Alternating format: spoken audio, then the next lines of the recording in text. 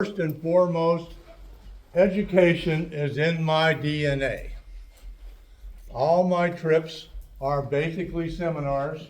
People want to learn how to catch fish, and I'm more than willing to do that. Much to my buddies' dismay sometimes, because they want to say, "Where'd you catch that fish?" "In the water." No, people want to learn how to catch fish. And so that's what I do, and that's why this organization and my DNA is a perfect fit. I give back to my fishing community on a regular basis. I sponsor free trips.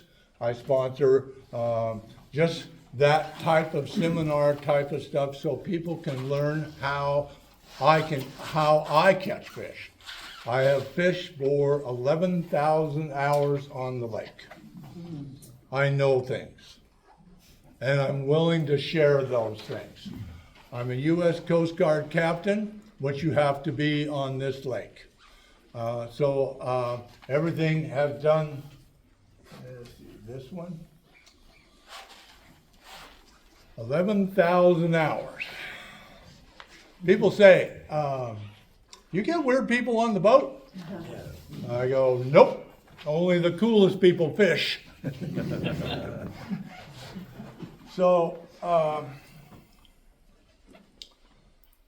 striper generalities. Stripers were last planted in 1969.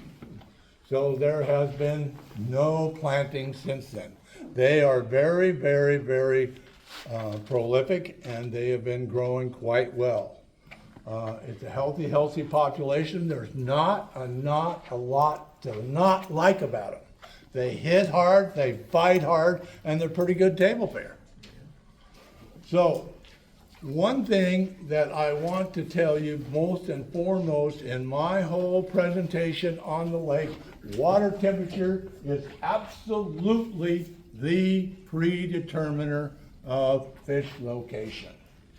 So, if there's anything that you can learn tonight is that stripers prefer 53 to 68 degrees water temperature, okay? Now, that being said, striper generality, they're not line wary. You could use a 100-pound test line. That's how aggressive they are. And they're not lure wary. I mean, you can use so many lures that'll catch a striper just because of their aggressiveness. But they are motor wary.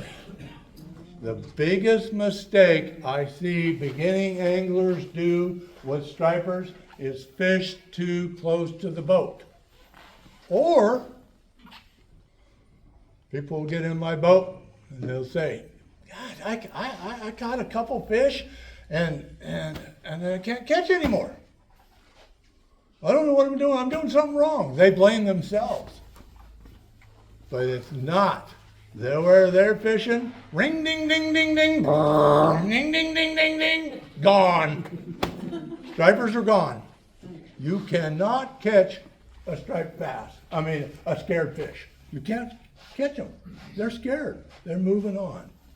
So in Lake Havasu City and this Windsor Basin, what do you have? Recreational boating. It can be an issue, okay? So just remember that. If not you, it could be them. Water temperature fluctuations are seasonal and predict striper activity and location. And we'll cover some of that and when we get into the seasonal approach for that. Striper will remain in their preferred temperature most of the time. They're not going out of their temperature range. It's like us going outside in our bare feet in the summertime. We might do it, but we ain't going to stay there very long. So, and I'll discuss more of that as we get along in the seminar. So, a lot of people don't know this. Lake Havasu is alkali. We'll look at that water and we'll say it's clear. sort of. It kind of got a milky tinge to it. And that's that alkali. So certain colors work the best in alkali water. Just like I went to Brazil and I fished in Brazil in the Rio Negro. The Rio Negro means black water, which is actually tannic water, which is actually acidic. And I show it up with oranges and yellows. The guy's going, oh, why do you have these colors? Because those colors show up better in alkali tannic water. White is right on Lake Havasu. I don't care what lure you throw. I don't care what you do. White can be seen a long ways away. Remember, striper have great big eyes. And they're aggressive, and they see a target, they will move on that target a long, long way. White is like a neon sign. So, there's always the striper, basic fishing modalities. Bait fish, anchovies, live shad. That's basically stationary, throwing out anchovy, bait, whatever, and waiting for a fish to come to the bait. Okay? Then there is a moving presentation. Taking the bait to the fish. This is very important. Equifinality. I learned this word a long time ago, and it's so applicable to this type of fishing. Applicable means that equifinality means there's more than one path to the goal. Extrapolating that into fishing means there's more than one way to catch a fish. Okay? No way is better than another. They're just not. They're just a different way. So that's what I want to talk about, is that type of having both those modalities in your bag will work very well for you. Are there times when you want to use bait? Maybe. Are there times you want to move around and find active fish? Yes. Placing that modality in your bag is really important. There's more than one way to catch a fish. So bait fishing, I fish artificial. So we'll talk about that. But I know that anchovies and bait fishing is very productive. Anchovies is drop shotting, weights on the bottom, anchovy above. Generally done on line counters. So if you see a fish, you can reel up to it. The anchovy is where. Fly lining is throwing a chunk of anchovy on, throwing it into the water column, and letting it drift down. No weight. Heavier weights are preferred with drop shotting because it keeps the line straight up and down. Does that make sense? Yeah, you want to keep that line straight up and down.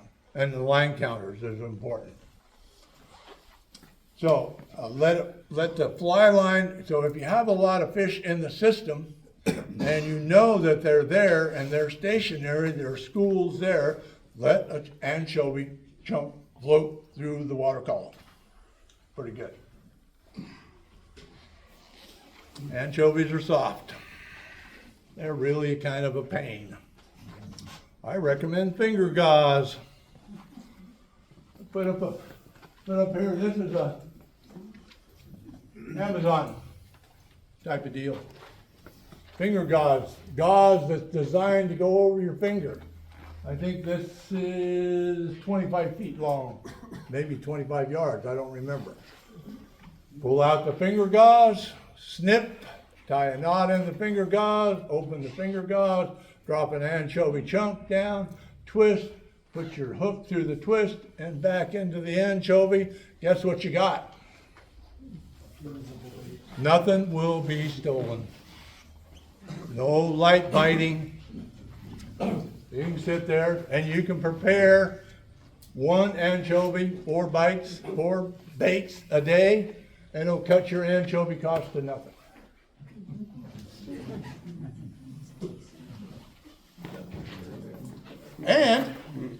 it's white.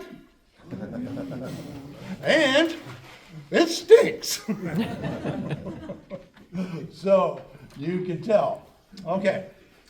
My modality is I use artificial. So I troll. And I'm trolling and I'm looking for active fish. So I use lead core trolling line, and I'll show you a picture of that. And lead core trolling line gives me an advantage on this lake. It allows my lure to be depth specific. I know exactly where my lead core line is and what depth it is. I know exactly where it is.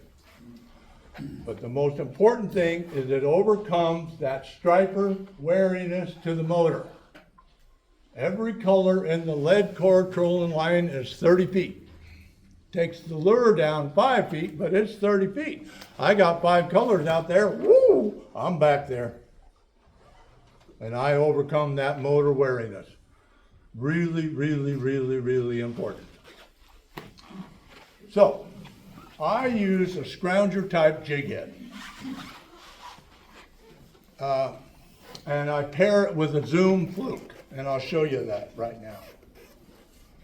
Here's the lead core.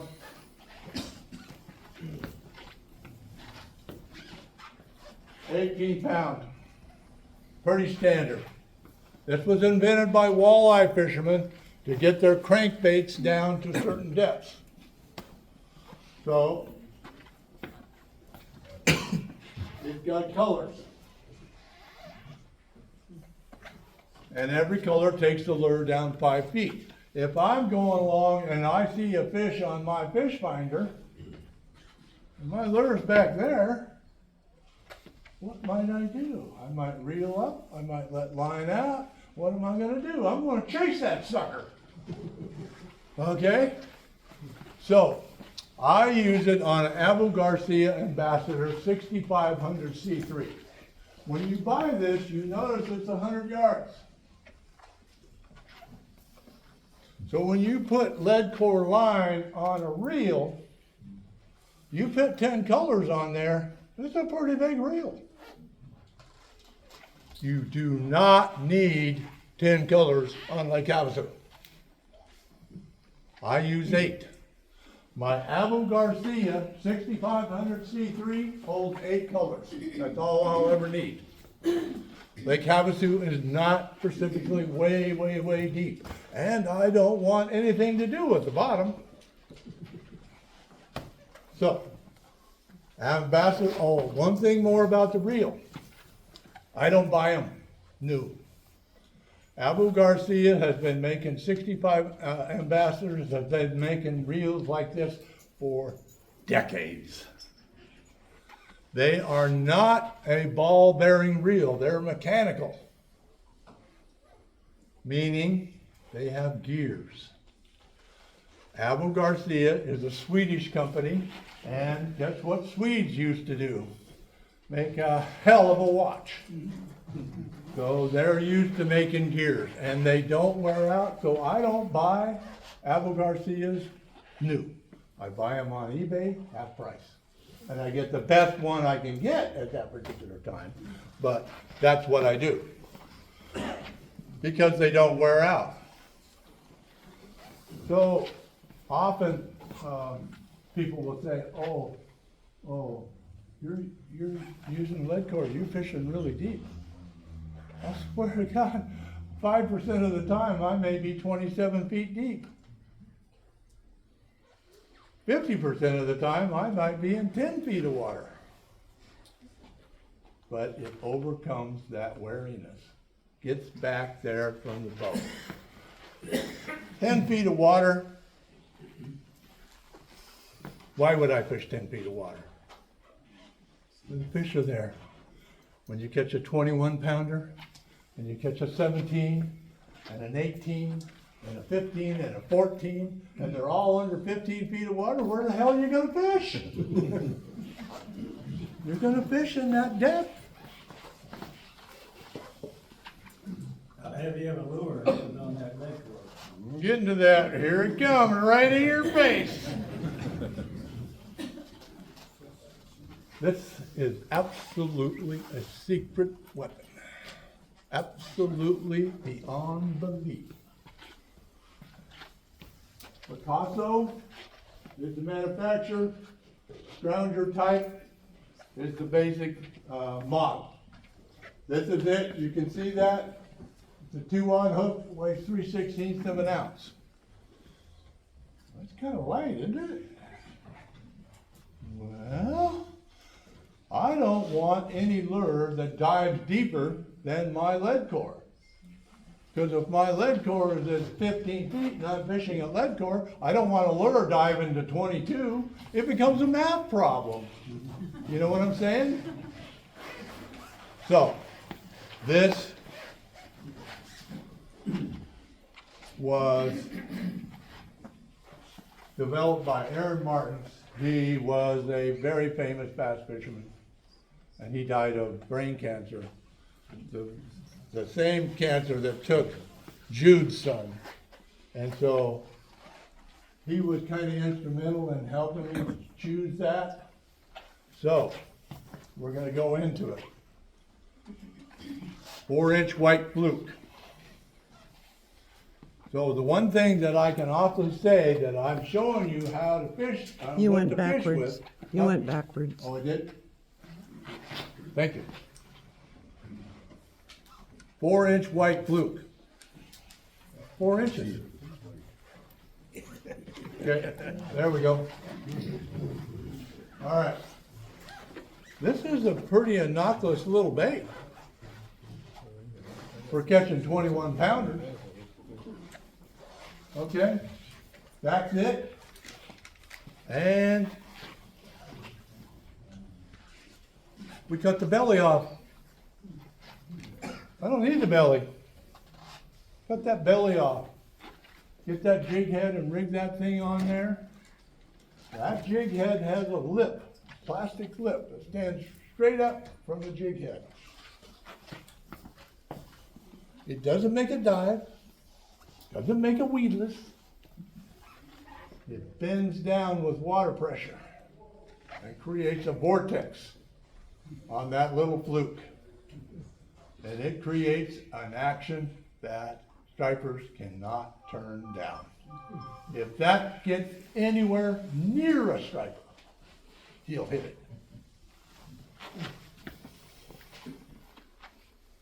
What do you mean you cut the belly off? What, can you show us kind of what you're describing? Okay, let me go a little bit farther and then I'm gonna talk about it. Okay, one more thing. I got the lure, the fluke, I got the jig head, I cut his belly off, I give him a weight reduction program, so I want to tell that lure I love it, and I take it back to the spa and I give it a hairdo. And I dip the tail in that dye.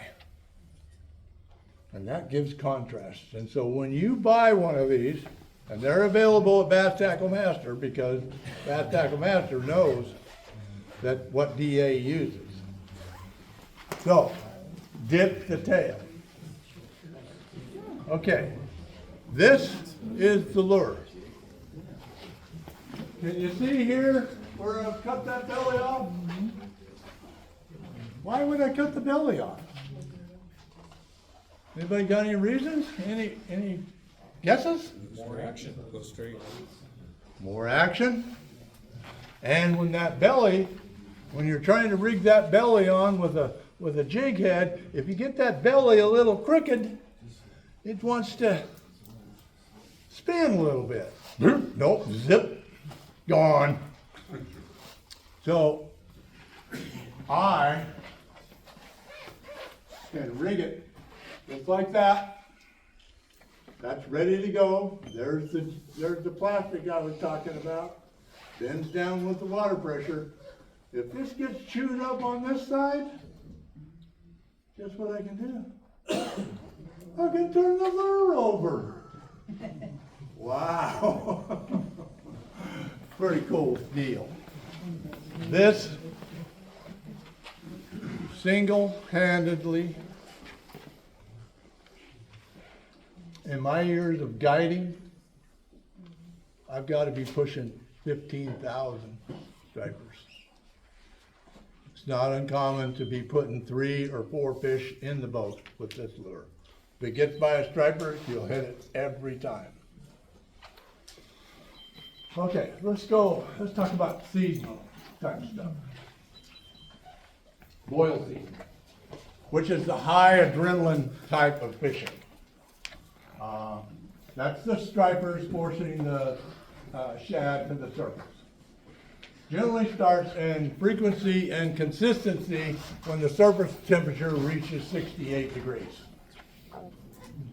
Okay, so if water temperature is 68 degrees, are stripers in the entire water column? Oh, yes, they are. They're in the entire water column now. They have come out of the deep, and we'll talk more about that. They come out of the deep, and now they can find striper the whole water column. And when they've been hungry, and when they come out, they're extremely energized. High adrenaline fishing. Boil season ends at 53 degrees.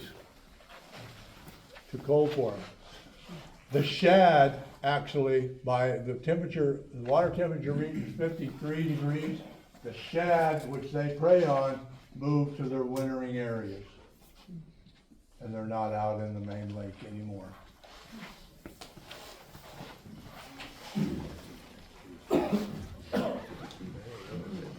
Everybody knows about boil seasons. The gulls tell you where the active fish are. Everybody has their favorite lures to cast into those boils. Remember, they're motor wary.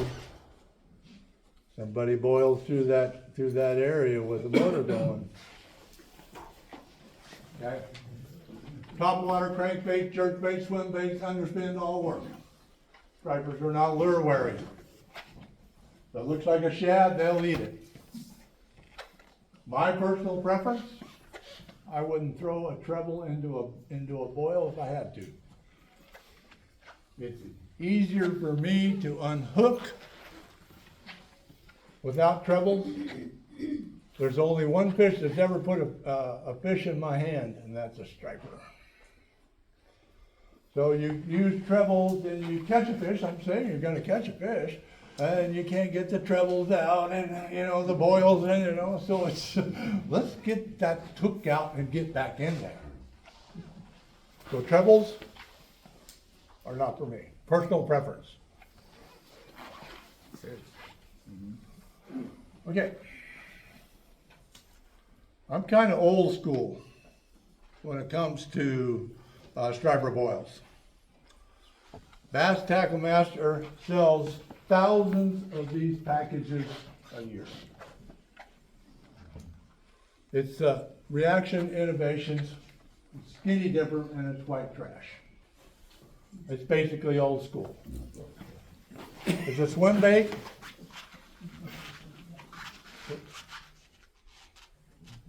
There we go. All right, you can see this swim bait. Check out the hook gap. You don't know what's in that boil. Can be this guy, can be that guy. You want a hook that is definitely strong enough. You want a hook that you can cast. I use 3/4 ounce to a 1/2 ounce Jighead. How come? Yeah. Oh, Get away from the boat. get away from the boat. And I can throw it to the next zip code. Okay. These Jigheads, they come like that. You see that black eye? Fingernail polish is my best friend. One little dab of fingernail polish and I have created a target for a predator fish like a striper. They will target the eye.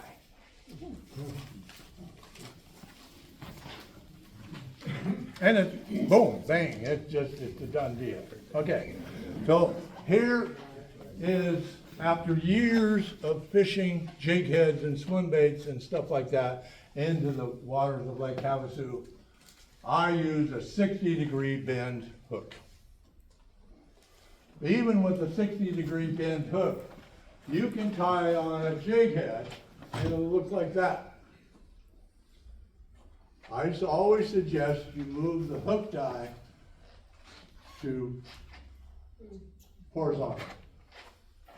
Why? I get better hooking. I'm pulling that, I jerk that thing, it's pulling that jig head. So I recommend 60-degree bend. Let's see, can I go back here? Squadron jig head. They meet my requirements of a heavy-duty hook.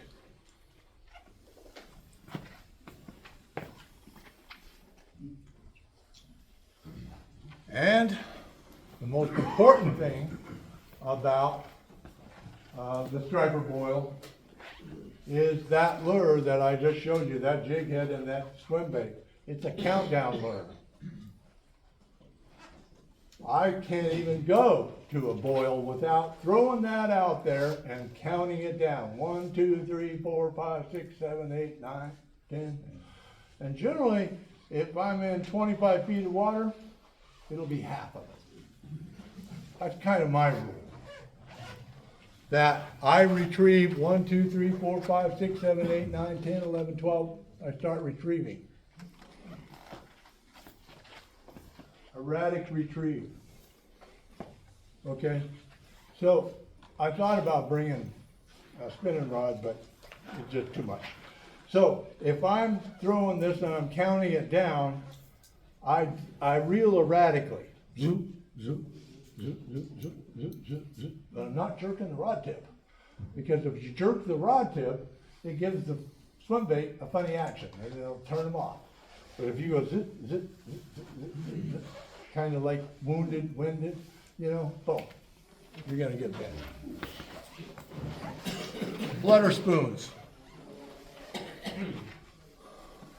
That's a whole big category. I swear to God, if you guys seen my flutter spoons, I think I buy every one of them in the bargain basement. Lures, you know. You want to be jerking that flutter spoon off the bottom. It imitates a dying shad. Okay? What color would I use? Oh, great! That's good. And how would I paint that? White Fingernail polish. I mean, I go to Walmart and I'm hunting down that $1.97 bottle. You know, live bait, fished on the bottom. One thing about the boils is that if I have a boil and it's happening in 40 feet of water, I troll through it. If I have a boil that's going on in 20 feet of water, I'll cast to it. How fast do you troll? I'll get to that. I think I covered it. 2.2, good question, but 2.2. And why? Fairly brisk trolling speed. It plays into this aggressiveness nature of striper. They see that white thing going with a little teeny wiggle. Is that knots or miles per hour? Oh, no, miles per hour. I don't need a math problem. So birds fly faster than the shad in the area. They just do. Stripers are still in that area, and you can still get them in a countdown or a flutter spoon. And sometimes the biggest ones.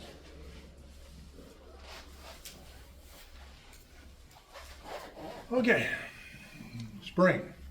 We cover boil season, and boil season is kind of that 68 to 65 degrees, and as the winter goes down, they get pretty active, about 56 and stuff like that. And so in the spring, water temperatures are warming back up, because what comes into the shallows in the springtime. Bass and redder. That water temperature is still below 68 degrees, they'll still be in the water column. When it goes down to that 61 and 69, they're starting to think about spawning. Now, I want to bring this up. This was discovered pretty early in my guiding career. I came on to guiding, and there was a captain here, his name was Captain Bly. And he says, springtime, he says, well, I quit fishing for him. I said, what? Why? He said, they all left, went up the river. The Colorado River Basin stripers leave the area, the mature stripers leave the area, move up the river to spawn in the current. So you're out there fishing in the springtime and you're not catching anything. How come? They're gone.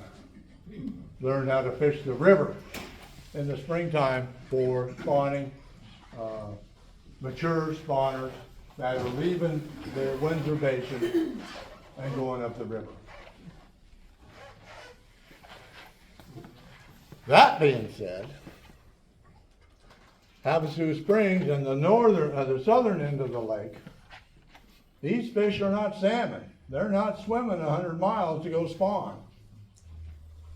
So the population of stripers on the southern end of the lake do not travel up the river. They spawn out in open water. And basically it's wind current. Basically. So when you're fishing in the springtime, you want to seek areas that have warmer water, which pretty much makes sense. But when that temperature hits 68 degrees, stripers are out of that shallow stuff.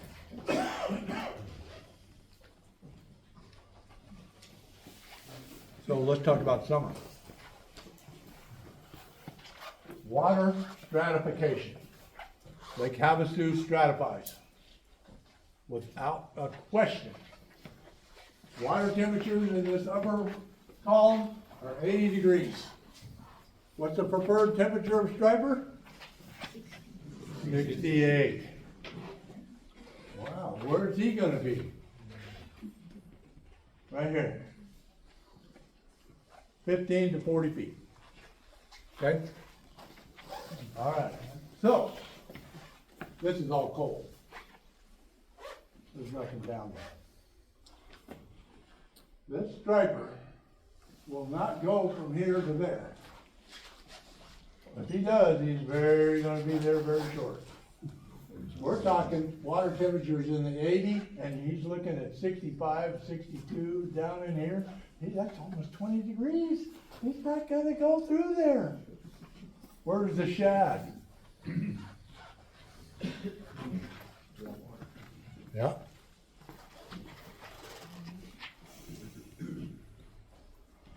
Summer is the poorest time for poor health for stripers. Water temperatures are too uncomfortable.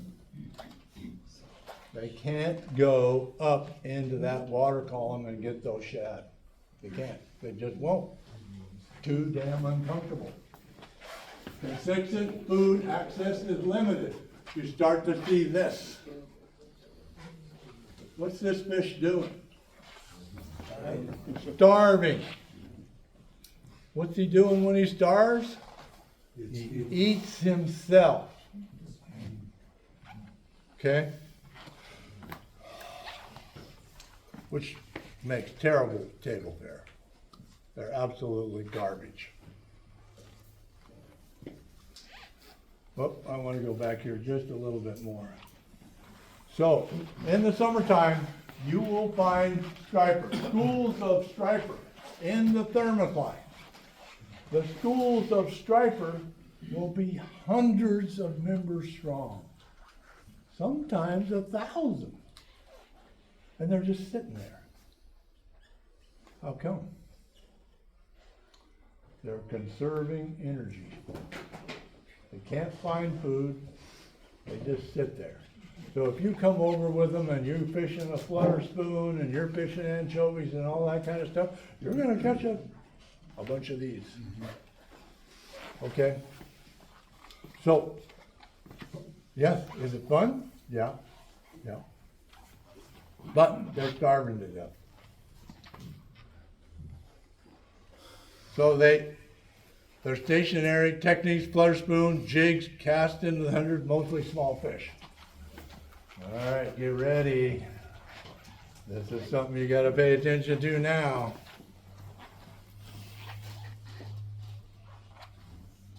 There's a pattern within a pattern.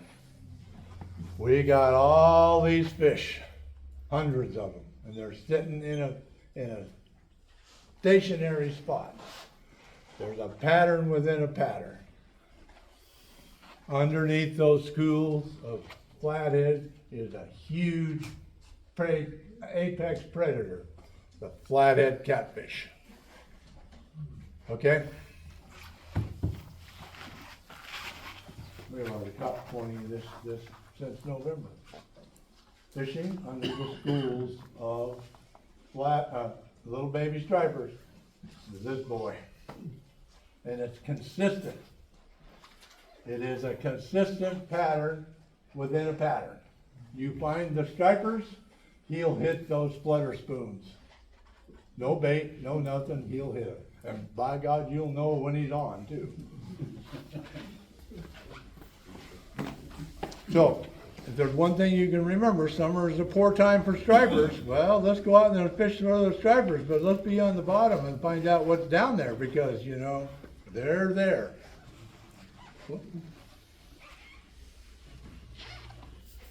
Points to remember. Water temperature determines the depth that you fish. In the summer, you're seeking cooler temperatures. That's thermocline. In the winter, you're seeking warmer temperatures. So, in the winter time, when would be the best time you find warmer water? Afternoon. Afternoon, sir. A few degrees of fluctuation can determine, make all the difference for locating and catching stripers. What did I tell you this water is? Alkali. Shallow alkali warms up. If you can find a temperature and a portion of the lake that is 56 degrees versus 54.9, that extra 2 degrees can make all the difference for locating stripers. Remember, warmer water in the winter, cooler water in the summer. Oh, White is right.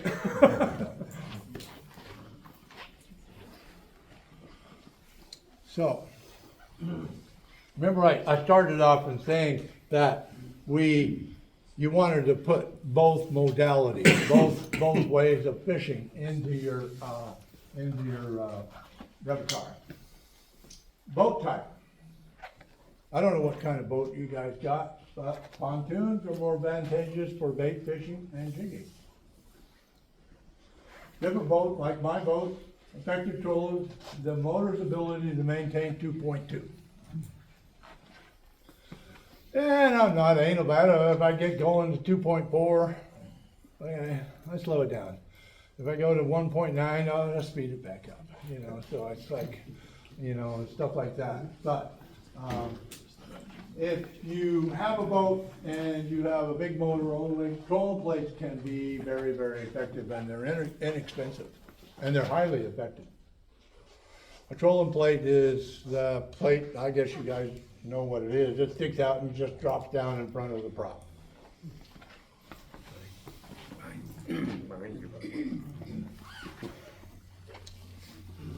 So, one thing, you know, I released a lot of stripers.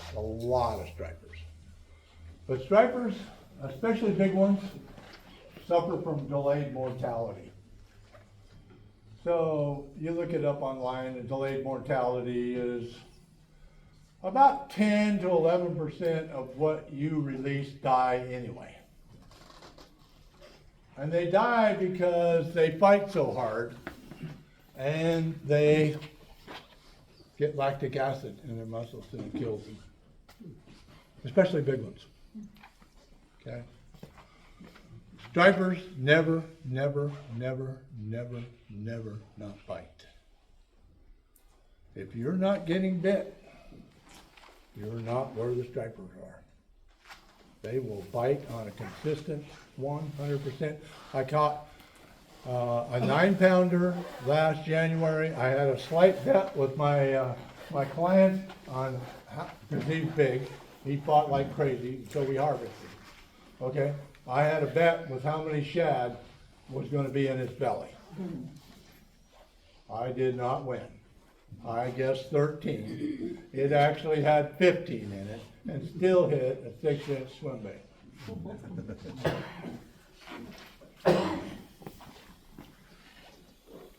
Now, before I get into any questions, I want to say something about Anglers United. This is a perfect way for me to give back to my community, and I highly recommend doing it. If you haven't got a raffle ticket, they'll be around. Get some raffle tickets because this is a good deal. Not only do you have a chance to see what I used in my fishing and my guiding, but you get a chance to see it in action. Any questions? Way back in the back, I'll start with you. Yes, sir. Yeah, you. Before moving to Havasu, I used to fish snook in Florida all the Yeah, time. yeah, And I used to catch a lot of really big snook. And it was determined that holding a large fish vertical was going to kill the fish because of the stress on the internal organs. right here. And Yeah. we were taught down there by the biologists in that area, always hold a big fish horizontally. Sure, Do you agree with that? I do. It's a good way. You know, that's a good habit to get into, for sure. I suspect it's the same way with large bass. Yeah, yeah, you're right. It's a jaw pressure up here somewhere, right here. On that lead core line, Yes, if one color is 5 foot, yes. and you're fishing in 10 foot of water, where's the 8? I'm lost on the 8 poles out. Okay, so I do a color and a half. Does that make sense to you? So one color is 5 feet, right? If I do half of another color, it's 7. Does that make sense? Yeah. So you can see it. But you're not out there very far. No. And so if you know there are fish and you're gonna consistently fish 10 to, I don't know, 12 to 8 feet, you know what I do? What do I gotta overcome? Motor wariness? 30 more feet a leader. That answers my question. How many feet a leader do you normally run? I use 30 because I don't need a leader crisis every time I break off. Did you talk about the population cycle of the fin shad and how it relates to the gizzard shad? And where are we now with both of those? Gizzard shad are exploding. Yeah. Threadfin shad are exploding. I have never seen so many shad. The age-old adage of find the shad, find the fish is null and void this year. Shad are everywhere. Literally everywhere. Big, little balls, this ball, big balls. You can go patrolling down the lake and all of a sudden you see them dimpling over there. Those are gizzard shads. Do you color the tails on the, when you're hitting the spoils? The swim bait, I do not. It's not really necessary because I got that speed going. It's a reaction bite, bam. I don't need to. But equifinality. If you want to dye that tail, go ahead and dye that tail, because I'm going to tell you, it might just kill them. But I don't do it. I seen on Facebook that you put those little white fluffy things on skirt that you did the other day. Good. Okay, so I have a swim bait. I wonder if I can go back to that slide. Well, a swim bait has this big thumping tail. Thump, thump, thump, thump, thump, thump, thump. That's called primary action, that big thumping tail. So I can get, sometimes I do details with my swim bait, just detailed more, one more little detail where I put a bass skirt on that jig head. So when I'm doing this, reeling erratically, that skirt is pulsing, and that's secondary action. You understand what I'm doing? Just another way of catching a fish, equifinality. May seem like a basic question, but you were saying the sinker should be on the bottom. For that's drop shotting. Okay, so if I'm using cut anchovies, Yes. I put the sinker on the bottom, Uh-huh. how far up and how long a leader to my hook from there? What's ideal? That far.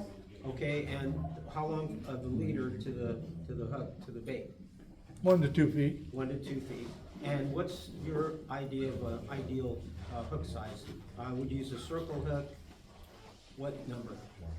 Circle hook works good. 1/0. What number would you? 1/0. Okay? Yeah. You want something that's going to hang on to something, Right. because you don't know what you're going to get down there. Now, how far back are you usually trolling, but you're worried about the engine noise? Very interesting question. I'm trolling along and I'm in 22 feet of water. Okay. Oh, there's a fish. He's down there about 15 feet. Zzz, or let the line out. However far back I am is determined where I see the fish. I chase those fish with lead core. So if it's 15 feet, I let 2.5 colors out and I'm fishing 12. I count on that fish to move to that bait. Does that make sense? And then plus you're adding another 30 feet. 30 foot a leader. Okay? You have the wind is your friend. Yep. What's that? Oh, I forgot about that. Thank you. The wind is your friend. If you go fishing and you're a Goldilocks fisherman and it's too windy, you're going to reduce your catch. Stripers love the wind. Absolutely love the wind. I have fished hundreds and hundreds and hundreds of trips. I've been skunked 3 times in 11 years. And every time was a no-wind day. Not a ripple, nothing. It's practically impossible to catch those doggone stripers when it's not windy. They want that water refraction. That sunlight coming down through that, it energizes them. Yeah, and really, the wind, if you are cognizant of where the wind is hitting a point, rock face, underwater hump, a series of underwater humps, underwater islands, bingo, they're going to be in there. And some of the things I've been reading on the internet lately, it appears as though there's a lot bigger stripers in Mojave than there is, or there's more of them than I see being caught here. I am totally ignorant about Mojave. But I guarantee you what I use, it would work up there because it's an alkaline water. And so I don't know what's going on with the big fish this year. They're hard to come by, don't get me wrong. And I've had many sleepless nights wondering where the hell did they go? Mojave. Yeah. But if you can concentrate on taking some of these things that I taught you tonight, and you take it up to Mojave, hang on. Could you repeat what you said about your modality of fishing boils? So that by depth, you casting the deep and trolling sure. 20? Okay, so in a boil season, I mean, a boil is happening, and I look at it, that boil, and I see that boil is in 40 feet of water. Well, those stripers have forced that shad up to the top of the water. But if you make a cast, and you want to cast into that boil, and you count it down, 1, 2, 3, 4, 5, 6, 7, 8, 9, 10, 11, 12, 13, 14, 15, 16, 17, 18, 19, 20, half, and you retrieve, you're retrieving like this. Does that make sense? Okay? If the striper boil is deeper than 25 feet, I'll troll through it. How come? Because I can put my lure at, I can put my little fluke, I can put it at 15, I can put one at 20, and I can put one at 25. Guess what? When I get bit, guess where I'm going to put all those rods? Does that make sense? Now, when that striper boil is in 20 feet of water, and they're back into a cove, back into a ledge or something, they're forcing them up against the rocks. Cast. And countdown. Because they're highly energized. Highly, highly, highly energized. Just a clarification, the lead core is in yards, so each color is 10 yards, not 10 feet. 30 feet, that's what I said. It's 10 yards, 30 feet. Yeah. Over there. Are the techniques that you described tonight, do they apply to onshore fishing as well? Say your question one more time. The techniques that you described tonight, do they apply to onshore fishing? Onshore fishing is mostly bait fishing. But you can throw a swim bait out. You can walk here, 5 casts at 20, 5 casts at 25, 5 casts at 15, 5 casts at 10. What am I doing? I'm looking for them. And if I get a bite, where am I going to count to? Yeah. When you go looking for a fish, you might have that chunk of anchovy out there waiting for it to come up. That doesn't mean you can't just walk up and count it down. Count it down. Do you use swivels or? Yes.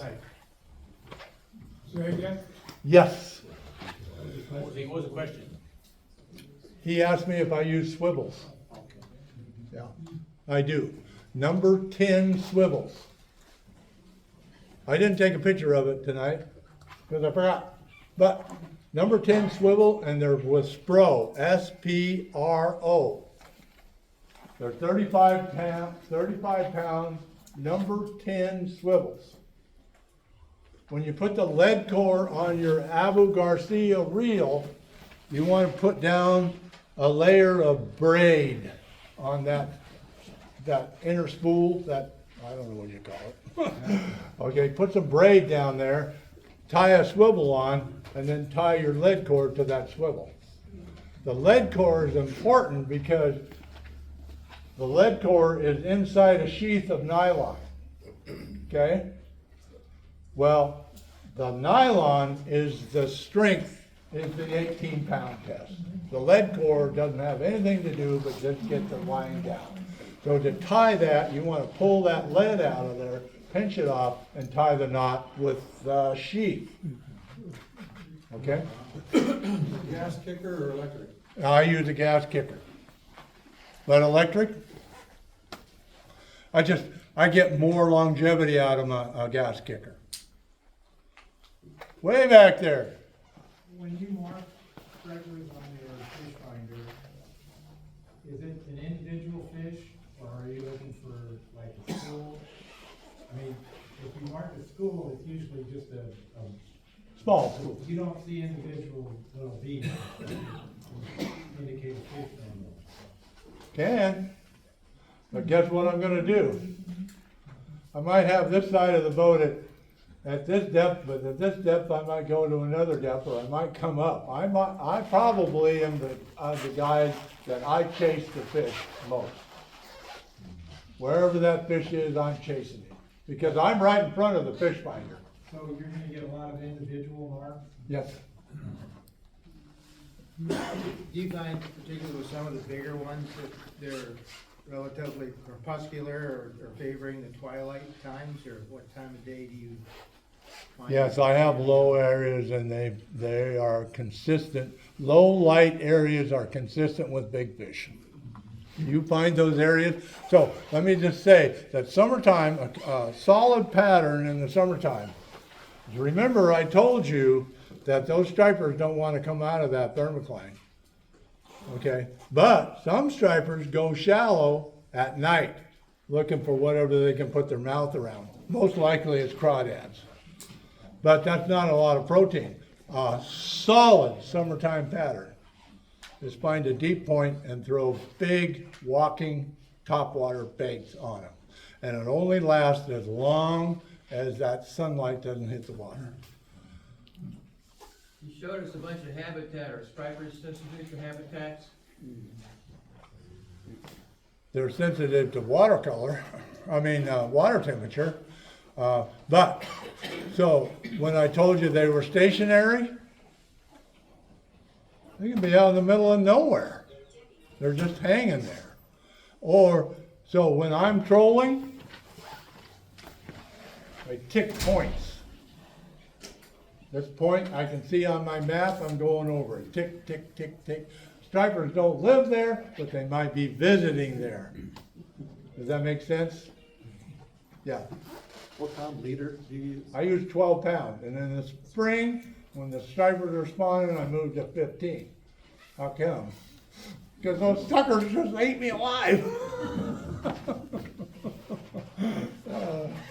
So you do things that you need to do. Yes. Yeah, this lake has many spooners where they, good with spoons. Yes. You were gonna have it, but you haven't. It's not my preferred way to fish because I can't catch any with a spoon. What am I doing right or wrong? First thing I would. Is right. First thing is white is right. Yeah. And second thing is don't jig on an empty screen. Oh, wow.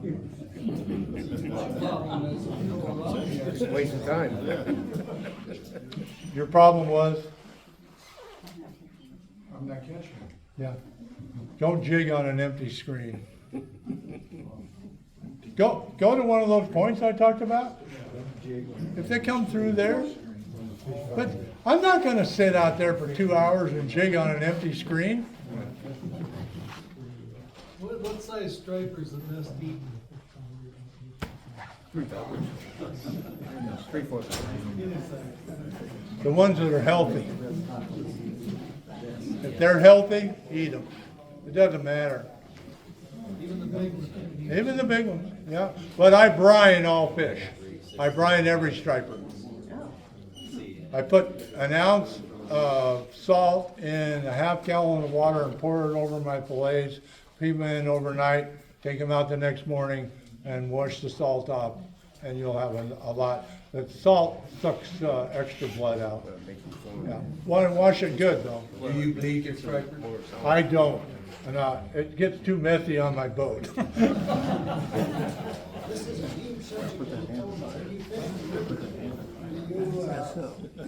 Wait a minute. Say it again. Fish in the river. When you fish the river, do you tend to anchor or do you go upstream? Or may I ask a huge subject? What I would do if I fished the river is I'd go all the way to Davis Dam and float back. Because I'll guarantee you, there's a lot of stripers spawning underneath that Davis Dam. You ever use a downrig? No. Too close to the boat. Close to the boat. Okay? And a downrigger, I guess if you used 100 feet of leader off the back of it would be okay, but It's just not necessary for me. What brand of fish finder do you use? I use Humminbird, Helix. I use maps. Okay, I have sonar on one side. I don't use forward-facing sonar for stripers. I don't. It's just not necessary. I have sonar on one side, maps on the other side. Okay, I do not put a waypoint down where I caught a fish. Because why? Those suckers swim. But I got a red line on my map, so what can I do? Go back on that red line. Okay, one more time. Let's get, anybody want to buy some more raffle tickets? Anybody want to go around and see if anybody want to buy some more raffle tickets? $5. Come on up here. Bring them over here to these people.